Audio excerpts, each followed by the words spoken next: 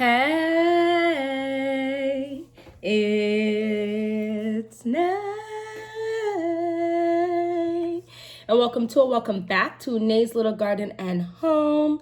So we are basically exactly 3 weeks from my last frost date. So I'm gonna start my squashes and things of that nature. So grab your drink, grab your snack. Let's hop, skip, jump right into it. I have actually quite a few things here in front of me. I have here 2 6 cells. I'm gonna start these 2 6 cells today, and however I feel tomorrow, I might start 1 or 2 more just to be safe. Let's talk about squash. So these are actually all just squash. There's no melons here. And I also would like to grow some watermelons. I'm definitely gonna start those tomorrow then. I had some really good harvests from the squashes I grew last year. I will not be growing those 2 squashes. It was the Candy Roaster. Hold on, I'm gonna read them to you. The Cherokee Candy Roaster and the Tromboncino. I am not growing those. Why, girl? Pray tell, if you had such great harvests, why are you not growing them? We barely use them. And it's not from lack of me trying. First and foremost, we are a family of 5, which to some people is going to sound like a big family, and to a lot of others who do, in fact, grow their own garden, sound like not a lot, right? Because a lot of people, a family of 5, and my kids are small, okay?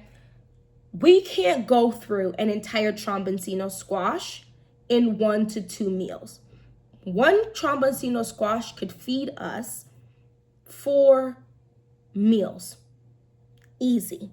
Right now, which means I was cutting the Tromboncino squash, and then at first, the first 2 times I used it, I cut it up the whole thing, even though I only used a portion, which took forever, and that irritated me. Then I found out people were like, no, as long as you're using it, within a week, you can let it it scabs over, and then you can keep reusing it.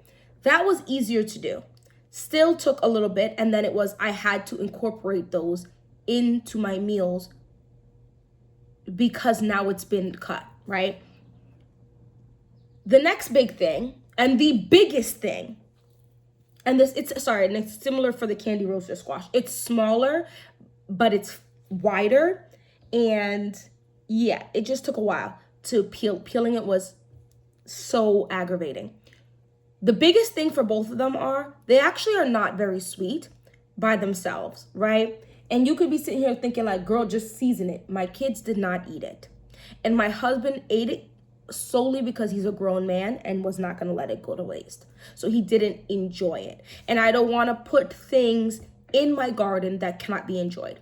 I did try and put it into like soups and stews to thicken it, like something a cup 2 I'm going to talk about are capable of doing. It didn't work as well. And so I just feel like I'm going to keep the seeds, because if push came to shove and we really needed to grow something, it still is definitely edible for sure, but it's just not a preference.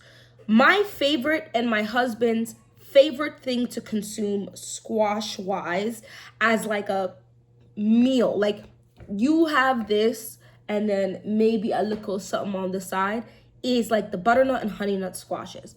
They taste the best. We can cut it in half and it satiates. It's like a one and done meal for my husband and I. And I feel like once my kids get a little older, they're going to have that same reaction, because the honey nut squash and the butternut squashes are genuinely sweet.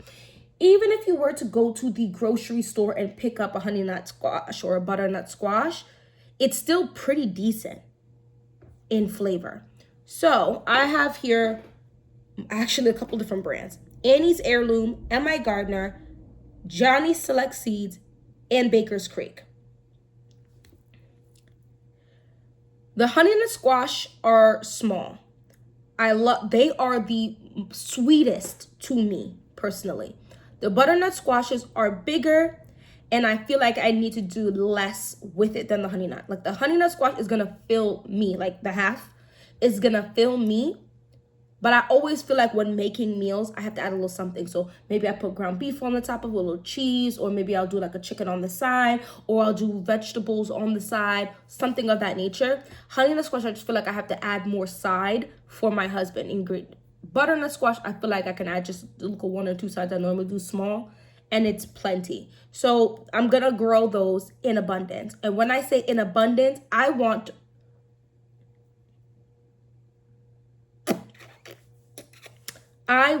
3 plants of each. So I have here the honey nut squash from Baker's Creek. So we're gonna go ahead and I am gonna put 2.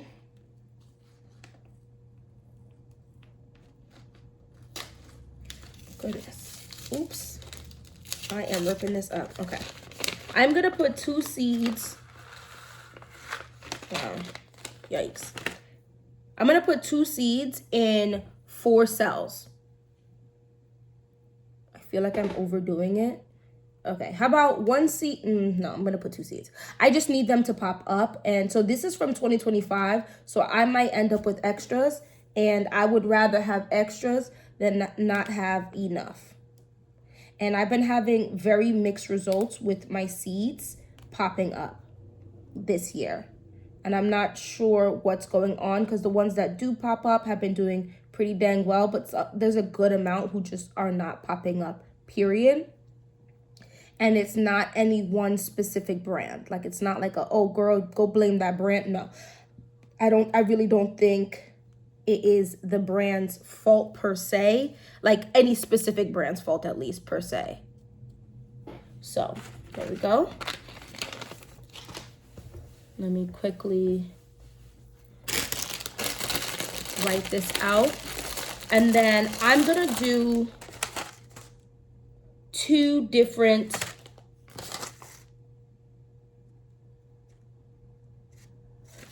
I am not gonna open this. This is not at least this week. These should pop up pretty quickly. Germination is within 7 to 10 days, so I can obviously start another one. This is just another honey nut squash. I won't open that one because that one is from this year. Right, yet. If I end up feeling like the germination rate of the other one isn't doing well, I will not sit there and plant more from that one. I'll just go ahead and start the Annie's one. So I said honey nut squash. Oh, I guess I should put the date just so I can see how long it takes to pop up. Okay. Now, the next thing, I'm doing what I was saying before. I'm doing 2 different butternut squashes. The first one is one that I've had since last year. This is the Johnny Select Hybrid Butternut Winter Squash. I'm doing 2 different ones because one seems to be more compact, and I just want to see what's going to give me more, if I'm going to have more issues with this. Actually, I'm going to pull it up and I'll read that to you.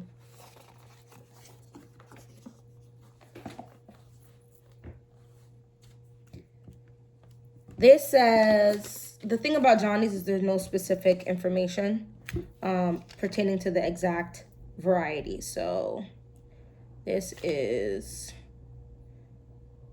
what's going on? Why can't I touch this? Come on. There we go.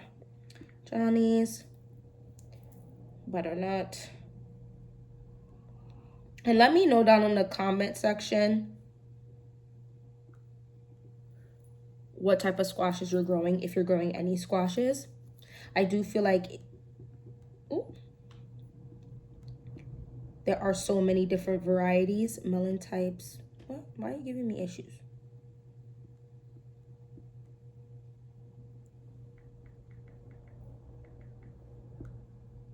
Okay, so I'm sure I got this for some specific reason. This is the Butterscotch PMR. No, that says Metro. Oh, they do have a butter baby. Interesting. Oh, here we go. Oh, so this is a smaller butternut. tastiest small butternut. Take advantage, whatever. Sweet, rich, complex flavor, the perfect size for dinner, no leftovers, and ideal for growers selling at farmers market and filling CSA boxes. Matures early at 1.5 to 2 pounds with no curing needed before it can be enjoyed. Stores up to 3 months after harvest. Short vines. Our thanks to Cornell University for working with us to develop this variety. If growing for the 1 pound size, we recommend giving each plant only 6 square feet of space. I'm giving these all 1 square foot, and they have an arch trellis that they're gonna grow up. So they're gonna have a lot more space to be able to grow up. So I am gonna start these as well.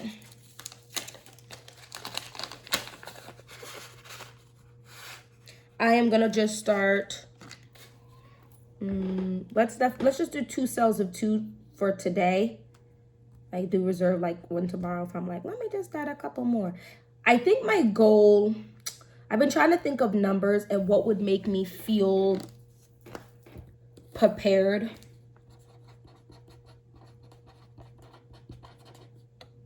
Butterscotch, butternut. Okay. And I think I want to go through, because these are about 100 days. Squashes take so long to grow. Shipping and growing information. Here we go. This is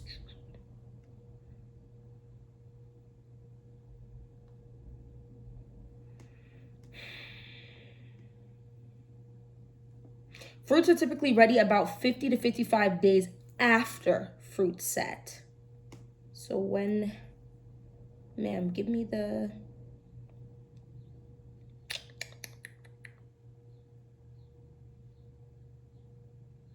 yeah, this is saying about 3 weeks prior to transplanting, you want to start them. Okay. Oh, 100 days to maturity. So that is such a long time. And I feel like a lot of times when they're saying these days to maturity, they're assuming that these plants are having, they're saying start 3 weeks before. And let's say you planted out the week after that first initial week of no more frost. That's 4 weeks of growth. You're planting that out. You're going 100 days from then. So what does that sound like? That sounds like, to me, I'm going to go ahead and be like, okay, I'm starting this April 15th. 3 weeks, 4 weeks from April 15th is May 11th. Let's see, 1, 2, 3, 4 weeks after is May 13th, right? So let's just say the week of the 13th, I plant these out. We are going 3 months from then. 3 months and a little bit. So we're saying June 13th, July 13th, August 13th, Labinga for real, they said really 100 days. So we're saying the end of July, I should be able to harvest these. And this is if I genuinely feel like it's getting warm enough. We're having another heat wave this week, but that doesn't guarantee it's going to keep having that heat wave. So we're also going off of what I think temperature-wise. This is also, and I'm just going to be very realistic with you here, end of July, that gives me August, September, October. That does not give me even the entirety of fall. So I'm starting these, but just know in about the week I plant these out, or the week before I plant these out, I'm most definitely going to start another flush. I have, I would say, a medium amount of growing time. Our first frost is typically, actually, I can just look that up. I was going to say a number and I don't have an, I forgot. First frost.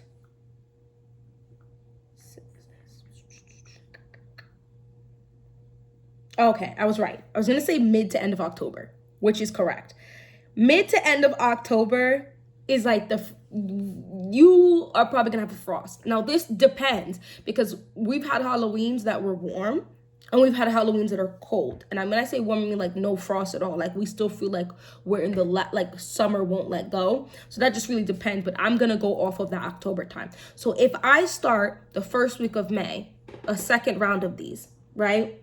Because a lot of these are bush habits. So what does that mean? That means per chance I could, if I wanted to, and it's definitely feasible, grab another 5 20-gallon grow bags and plant out some of these to let them grow.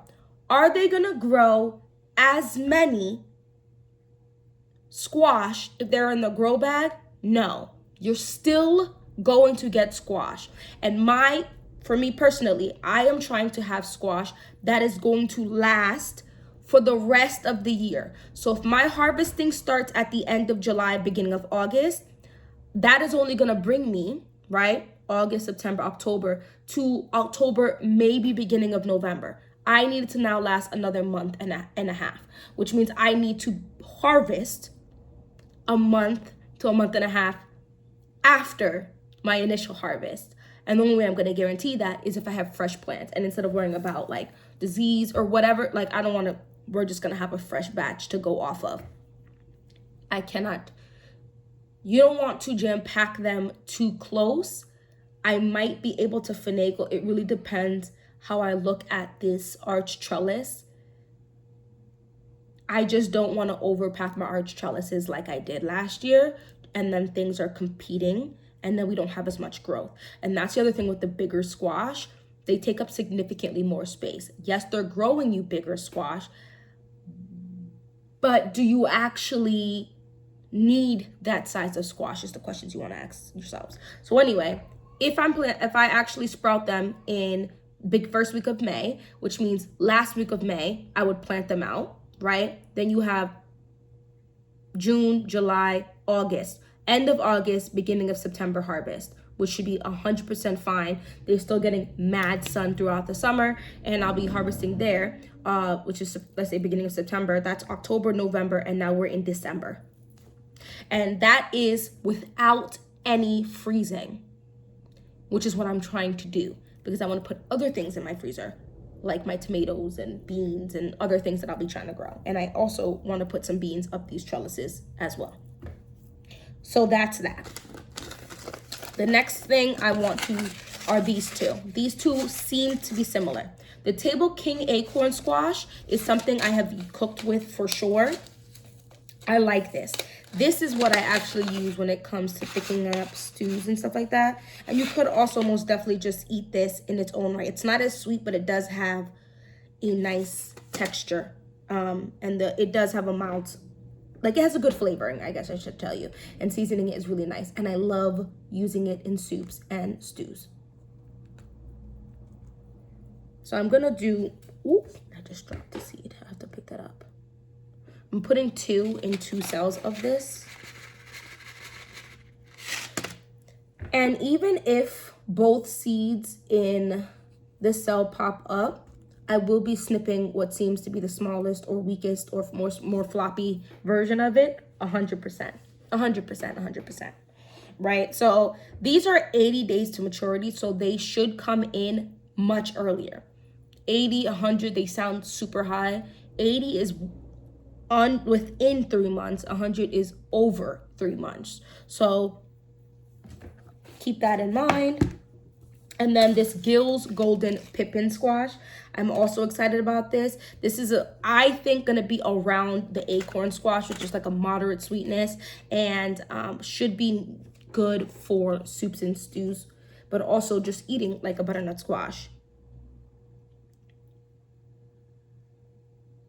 So this is saying 4 to 5 months of storage, which is insane. That means I probably would not need to go ahead and have 2 different sowings of this. Oh, let me write this name down of this thing before this is see, I'm already forgetting. Honey nut, Table King acorn squash. And then we're doing this Gill's Golden Pippin squash for 4 to 5 months is awesome.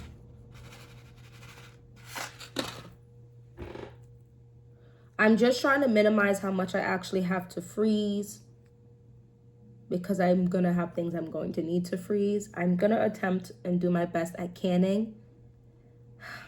I just don't wanna accidentally harm my family. That's where my biggest fear comes into play. And this is Gil's Golden Pippin. I love the name too, Squash. Okay.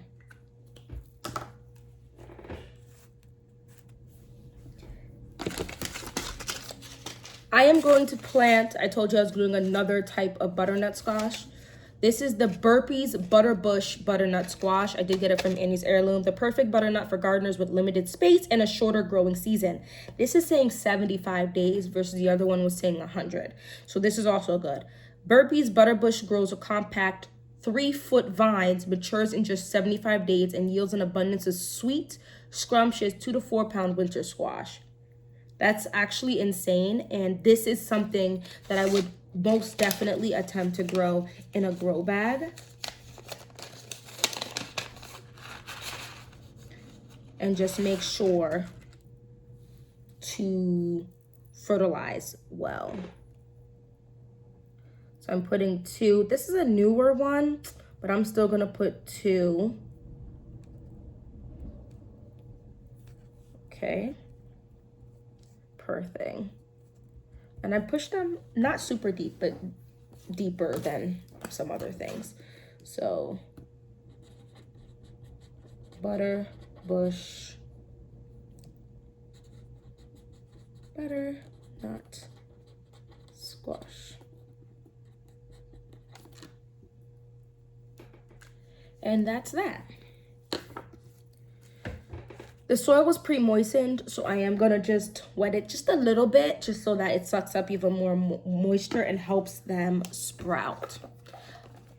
Let's talk in the comment section down below about squashes. I think if my goal is to have about 2 squashes a week, keeping in mind that we're cutting a squash in half when we're eating them just as a meal, and a half a squash is most definitely gonna be enough for a full pot of super stew. I think 2 squashes is fair number. I don't know, it didn't really give me like a, oh, you're gonna get about this many squash per thing, but I'm gonna say, okay, maybe we'll get, I'm gonna lowball this and say 4 or 5 squash per plant. If I get 5 squash per plant, and I feel like I said, I'm lowballing this because the huge squashes I was growing, I was getting 4 or 5 popping up at a time. And I think we ended up harvesting like 8 to 9 from the massive ones. But I'm gonna say 5, and that's 2 plants each. That's 10. This is 20, 30, 40, 50. That's 60. That is a good amount of squash. If we're saying 2 per week and we start eating them in, truth be told, even in August, because I love a grilled roasted squash. August, September, October, November, December, that's 5 months. If we say 5 months and there's 4 weeks in a month, I think there's 5 weeks in December. So that's 8, 8 and 8 is 16, 16 and 16 is 32. 32 and 8 is 40 plus that extra week. So let's say that's 44 minimum squash that I need. If my math was a little off, please don't judge me. But like, let's just say about 44 to 45 squash minimum I would need to satiate that 5-month period. And this is saying we should, if it gives us about 5 each, we should get 60 from each plant. I'm having 2 plants for most, except for the honey nut squash. I have 4 plants. So fingers crossed that actually happens. And of course, I'll take you guys on that path with me. But I do still think I'm going to also go ahead, especially for things like the honey nut squash, the butterbush squash. Those look like they're going to be like 3 feet vines. I could definitely plant that in the 20-gallon grow bag, and I'm probably gonna go ahead and try and do that. Thank you so much for watching this whole video. Oh, my potatoes, let me show you that real quick. So I got my potatoes from Annie Heirloom. I also got my sweet potato slips. They have not shipped out yet, which makes 1,000%. Hopefully they don't ship them out till the first week of May. And then I get it maybe like the second week of May. And then maybe the third week of May, I'll try to make it last, depending on the temperatures. But I wanted to show you these potatoes because we talked about it just recently. We're definitely getting good chitting going on here. They look fabulous. Now, people are saying like, okay, guys, you only need about 2 to 3 of these. Oh my gosh. Not dropping it and damaging. Okay, looks fine. 2 or 3 of these, like popping up on an actual potato to plant out, and that's where you'll get more. So I'm thinking I'm gonna try and cut. I don't know about this one. This one might have to go by in itself. But some of these might cut in half. Because like if I cut this one in half, right? Like if I cut this way as opposed to like this way, because this way is where I see most of them, like this. I'll have 4 on this side and 4 on the other side. So I'll be able to plant those out. I am trying to, I have to buy more grow bags anyway, so I think I'm just gonna go ahead and do that, and we're gonna lay some tarp down on the grass so I'm not beefing with grass going all the time, going down a little more, and I could put them all kind of close together because potato plants are not gonna get too grown out of their bag. I wanted to harvest minimum and more like I actually am gonna raise my minimum a little bit more. I want to do 2 bags per adult and 1 bag per child in this house. So it's my husband and I. So that's already 4 bags. I really only technically have 4 bags to do right now, and then I have 3 kids, which means I really need 7 bags. So I'm gonna just order the 5-pack. I think it's a 10-pack of 20-gallon grow bags for $35, but I have to check, and keep it moving from there and plant those out so that I'm really trying to get enough potatoes for the fall and at least December. If I could, like the last chunk of the year is when I would like to just have enough of a lot of these things. So what am I purchasing would be like very like meat. Meat, because I'm also going to cut up a lot of my peppers, of course to eat fresh, but cut them up and toss them in my freezer. Yes. So thank you so much for watching this whole video. Please, let's talk down in the comment section about squash, and you can also talk about your root vegetables too. I don't know if I'm gonna, I really would like to plant out some beets. I made some beet shots and some carrot shots the other day. I've been making a lot of shots for my husband and I just feel like I'm starting to enjoy more flavors than I was able to before. And so I think it might be in our best interest, but I also want to make sure I leave plenty of space for my main characters, which are my squashes, okay, my tomatoes, my peppers, and my potatoes. So it's like a thing. Anyway, hopefully I see you in my next video. Don't forget to hit that like button and subscribe. Bye bye.